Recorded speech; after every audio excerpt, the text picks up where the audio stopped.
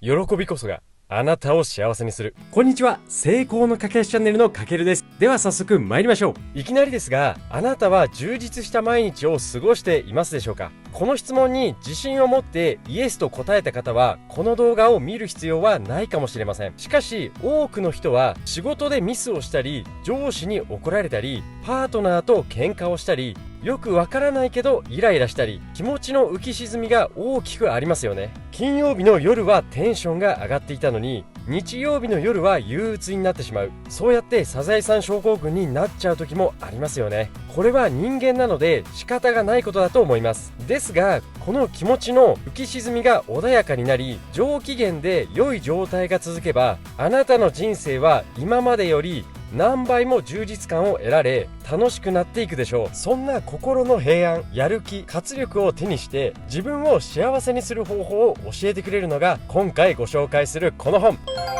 田中勝成さんの著書、自分を喜ばせる習慣をご紹介いたします。著者の田中さんは作家や講演家、出版、プロデューサーなど多彩な顔を持つ実業家です。本書の内容は自分の人生を幸せに生きるための方法を教えてくれています。誰しも機嫌が悪くなったり、気持ちが落ち込んだりする日もあります。そんな状態から毎日上機嫌に生きていくには、一日の中で自分が喜びを大切に意識して味わうことがとても重要になります。他の人がこうしたからうまくいったという方法論ではなく、あなた自身の自分の喜びを見つけていなければ本当の幸せは得られません。ではその方法を見つけるために一緒に学んでいきましょう。この動画で学べる3つのポイントです。1つ目は喜びよりも喜び、2つ目は自分を満たし自信をつける習慣、3つ目は上機嫌でいるには〇〇を減らす。この流れでいきたいと思います。では行きましょう。一つ目の喜びよりも喜びという話です。この喜びと喜び、一体何がどう違うのか。自分を上機嫌に保ち、毎日楽しく過ごすためには、まずこの意味をしっかり理解する必要があります。実はあなたが幸せになるために重要なのは、こちらの喜ぶなんです。まずはよく使われる喜ぶという字ですが、この意味は自分以外の外側から喜べる何かを受け取った時に湧いてくる感情のことです。例えば上司に褒められた、パートナーからプレゼントをもらった、好きなアーティストのチケットが当たった。このようにあなたに対してプラスの出来事が向こうから来た時に湧く感情、これが喜ぶという意味です。一方、喜ぶの意味は自分の内面から湧き出る喜びを意味します。簡単に言うと、自己満足で幸せな気持ちを感じるということです。例えば好きな音楽を聴いて心が満たされる、仕事が前より早くこなせるようになって喜びを感じる、運動をして清々しい気持ちになるといったように、自分の内面から湧き出る幸せの感情を意味しています。ここからが重要なんですが、この喜びと喜びの一番大きな違い、なんだかわかりますか？それは自分でその感情をコントロールできるかどうかなんです。外から何か良いことが起きないと感じることのできない喜びと、自分さえ行動すれば感じられる、いわば自己満足で得られる喜びだと、自分を常に幸せにしてくれる喜びはどちらでしょうか？これは聞くまでもありませんよね。自分でコントロールできない喜びばかり求めてしまうと、喜びを感じられませんし、その喜びを与えてもらえないと不満を感じてしまいます。それでは他人に委ねる人生になってしまい、幸せを感じることは少なくなり、あなたの人生は充実せず、不満ばかりを感じてしまいます。ここで重要なのは、自分がコントロールできる喜びを見つけて、それを増やしていき、できる限り毎日やることなんです。これはあなたが自己満で幸せを感じることなら何でもいいです。僕の話で言うと、あと何年一緒にいられるかわからない子供と一緒にゲームをしたり、お風呂に入ったりすることに愛おしさを感じて毎日幸せをかみしめたり、言うても一人の時間は大事なので、温泉やジムに行く時間を設けて、自分が喜びを感じる時間を意図的に作っています。繰り返しになりますが、ここで一番お伝えしたいことは、自分がコントロールできない外側から来る喜びを求めるのではなく、自分が 100% コントロールできる自分の心の内面にフォーカスして、毎日自分だけの喜びを見つけて増やしていってほしいということです。自分の内側から来る喜びを探すために、ぜひ自分と対話する時間を作ってみてください。2つ目の自分を満たし自信をつける習慣という話です。まず自分を満たす方法を2つご紹介します。1つ目は心地よくなれる習慣を見つける。これは特に朝と夜に自分の気持ちを高める習慣を見つけましょう。例えば朝は絶対にカレーを食べる、散歩をするであったり、夜はアロマを焚いてみたり、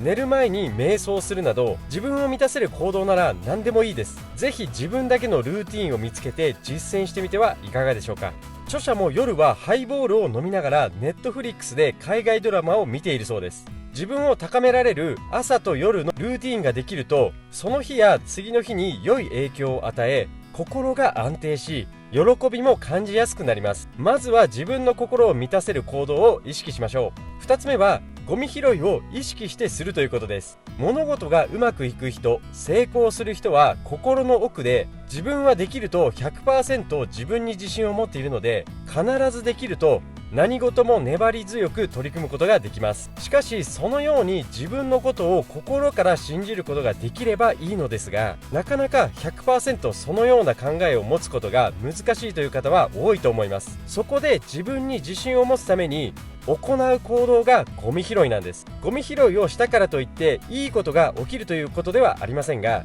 実際にゴミ拾いを続けていると、自分はゴミ拾いをしてきたのだから絶対に運がいいに違いない、そのように思い、ゴミ拾いという善行を通して自分は運がいいと自信が湧いてくるものです。メジャーリーガーの大谷翔平選手もゴミを拾うことで有名ですよね。このようにゴミ拾いなど善行をすることで自己肯定感も高まりますし、自分っていいことしてるなという気持ちになり、喜びを感じることもできます。気のせいでも勘違いでも何でもいいです。大事なことは自分は運がいいから絶対にできる、そう思っている人は成果が出やすくなります。僕も大谷翔平選手を見習ってゴミ拾いをやっていきたいと思います。あなたもぜひやってみてください。3つ目の上機嫌でいるには〇〇を減らすという話です。これは結論から言うと小麦粉を減らしましょうということです。小麦粉にはグルテンという粘り気と弾力の強いタンパク質の成分が含まれており、ご存知の方も多いと思いますが、このグルテンは人体にとってあまりいい影響がないことも分かっています。このグルテンに弱い体質の人は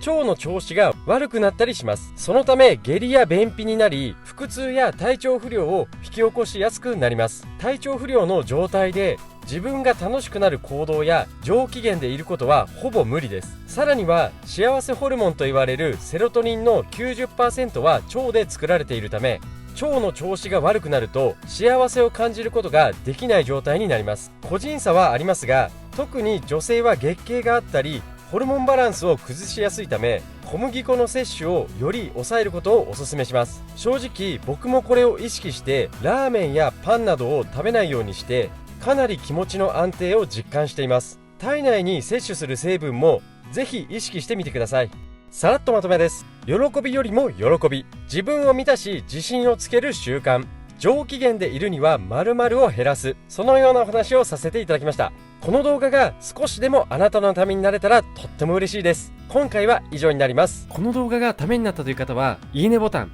チャンネル登録、コメントなんかもいただけるととっても嬉しいです。おすすめの本なので概要欄にリンクを貼っておきます。気になった方はぜひチェックしてほしいと思います。ではまた次回の動画でお会いしましょう。ご視聴ありがとうございました。